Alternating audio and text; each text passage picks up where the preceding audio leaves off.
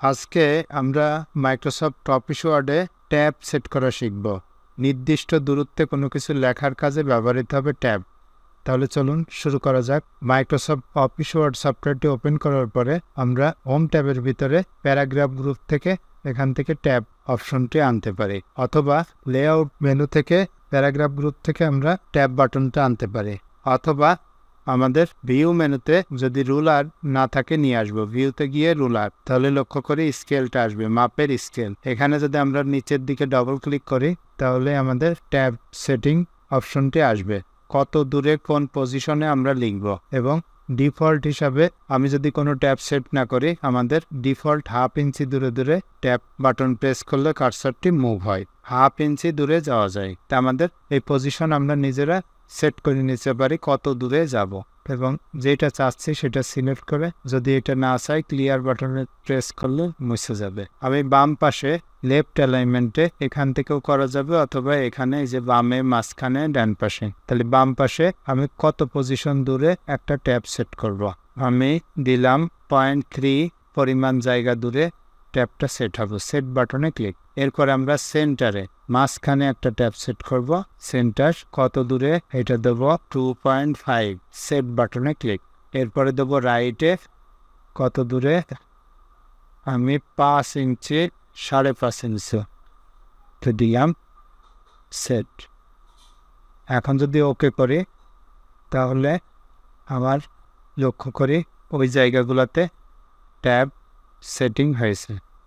কিবোর্ডের tab button press করলে ঠিক ওই সোজা কার্সার যাবে। Serial number, name, address, enter press করলাম, কিবোর্ডে ট্যাব দিলাম, 01 নাম লিখতে পারবো। ঠিকানা লক্ষ্য করি আমাদের লেখা বাম থেকে ডান দিকে, তারপরে হচ্ছে মাঝখানে, ডান থেকে বাম দিকে, 3টা পজিশনে আমরা লিখতে পারছি।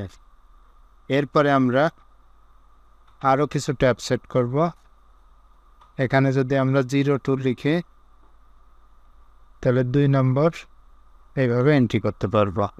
তারপরে আমি আরও কিছু ট্যাব সেট করা দেখাচ্ছি। এইগুলো দরকার না হলে ধরে একটু নিচে নামবো, বাদ দিতে পারবো আমাদের। এবার আমরা ডেসিমেল এবং বার ট্যাবের বিষয়টা দেখব। তাহলে আমরা হোম ট্যাবের ভিতরে ওখান থেকেও যেতে পারি, অথবা রুলারের উপর ডবল ক্লিক করলে আমাদের আসবে ডেসিমেল, দশমিকের সংখ্যা কতগুলো পরপর দেখাবে। এবং এই ট্যাবটা কত দূরে সেট করব, আমি ধরি 3 ইঞ্চি দূরে সেট করব। তাহলে সেট বাটনে ক্লিক। তারপরে বার সেট করব কত দূরে, 5 ইঞ্চি, 5 লিখলাম, লেখার পরে সেট।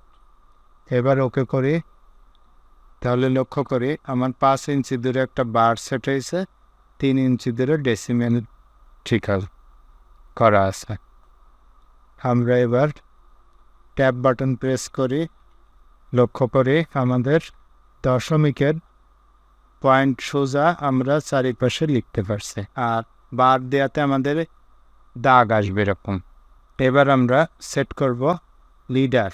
কিভাবে দেখি, বাম পাশে লেফটে আমি একটা ট্যাব সেট করলাম 2.5-এ, আর তারপরে আমরা একটা ট্যাব সেট করব এখান থেকে 0.5, 1/2 ইঞ্চি দূরে সেট। এরপরে আমরা দেবো 3.00 বাম পাশে, এবং লিডারে আমরা 2 নম্বর অপশনটা সিলেক্ট করলাম। তারপরে দেবো বাম পাশে 5 ইঞ্চি দূরে আর একটা সেট করব, 3 নম্বরটা দিলাম সেট। তারপরে এটা যদি চাই তা আমরা দিতে পারি, এটা দেব 6 সেট করলাম। এবার ওকে করলাম। তাহলে লক্ষ্য করি আমি প্রথম ট্যাব দিলাম সিরিয়াল নাম্বার, পুনরায় ট্যাব দিলাম নেম। এবার ট্যাব বাটন প্রেস করি, তাহলে যে অংশটা আমরা উল্লেখ করেছি সেই অংশটুকু ডট ডট আসবে। এবার অ্যাড্রেস দিলাম, ট্যাব বাটন প্রেস করলাম, তাহলে প্রথমে ডট, তারপরে মাইনাসের মতো আসবে। এরপরে এস দিলাম, আবার ট্যাব দিই। এরকম লিডার আমরা ইচ্ছা করলে সেট করতে পারি। ইন্টার দেবো, আবার সিরিয়ালে 01 নাম দিলাম, ঠিকানা, ট্যাব দিলাম, বয়স, এভাবে আমরা পর্যায়ক্রমে লিখতে পারি। এরপরে আমরা নিজেদের নাম ঠিকানা, অনেক সময় পদবি, নাম, ফোন নাম্বার, ইমেল অ্যাড্রেস এইগুলো যখন সেট করতে যাই তখন আমাদের কিছু সমস্যায় পড়ি, বিশেষ করে কোম্পানি প্রতিষ্ঠানের। এটা আমরা কিভাবে করতে পারি চলুন দেখে আসি। তাহলে ট্যাবে গেলাম, সব ক্লিয়ার অল করলাম, ওকে করলাম। এবার আমরা লিখব, মনে করি 1 ইঞ্চির নিচে আমি 1 ইঞ্চির এখানে লিখব মিডিলে, সেন্টার ট্যাবটা সিলেক্ট করলাম। তারপরে 3 ইঞ্চি সোজা আরেকটা লিখব, তারপরে আরেকটা 5 ইঞ্চি সোজা আরেকটা ট্যাব সিলেক্ট, সবগুলোই মিডিলে দিলাম, ইন্টার দিলাম।